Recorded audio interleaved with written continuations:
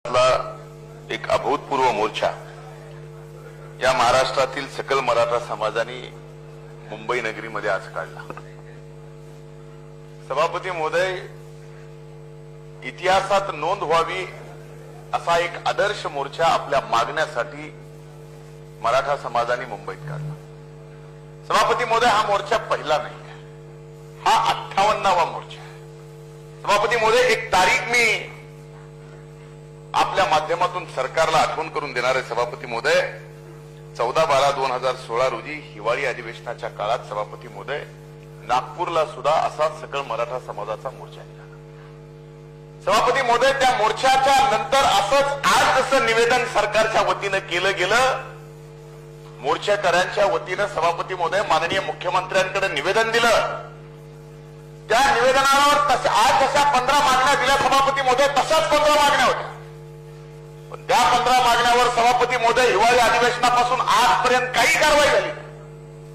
आजही सभापती महोदय ज्यावेळेस मोर्चेतील माननीय सगळी मंडळी निवेदन करण्यासाठी आपल्या मान्य मानण्यासाठी माननीय मुख्यमंत्र्यांकडे आले, आम्ही सगळे होतो सभापती महोदय। पण ज्या वेळेस निवेदन संपलं त्यांचं, माननीय मुख्यमंत्र्यांनी सरकारची बाजू मांडली आणि सरकार उठून गेलं सभापती महोदय, त्यावेळेस त्या मोर्चेकऱ्यांच्या बाबतीत असं म्हणणं आलं की आता त्या मोर्चाला आम्ही काय तोंडाने उत्तर द्यावं सभापती महोदय।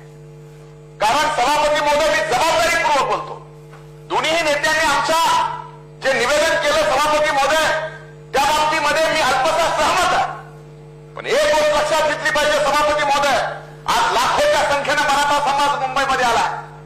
आज या ठिकाणी एकीकडे आपण सदनामध्ये बोलत असताना सभापती महोदय, सरकारच्या वतीनं सभापती महोदय त्या मोर्चाला सामोरं कुणी गेलं नाही। आपण जाऊन आलात, आनंद मला माहित नाही, कारण मी मागे शिष्टमंडळात त्यांनी आणला। सभापती महोदय, माझ्याकडे जी माहिती आहे, कारण मी जे पाहत होतो त्यावेळेस संभाजीराजे भाषण करत होते, माननीय संभाजीराजे भाषण करत होते। सभापती महोदय, माझं म्हणणं एवढं आहे की आजही आलेल्या मोर्चेकरांचं सरकारच्या निवेदनाने समाधान झालं नाही।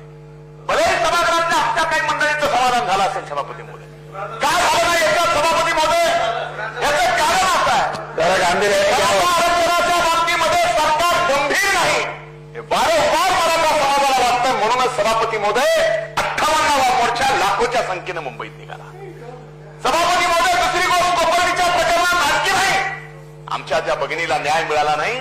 त्या नराधामाला 6 महिन्यात हे सरकार फाशी देणार होतं, 6 ते 1 वर्ष झालं सभापती महोदय, आणखी नाही त्यांना फाशी मिळाली नाही। त्याच्या बाबतीमध्ये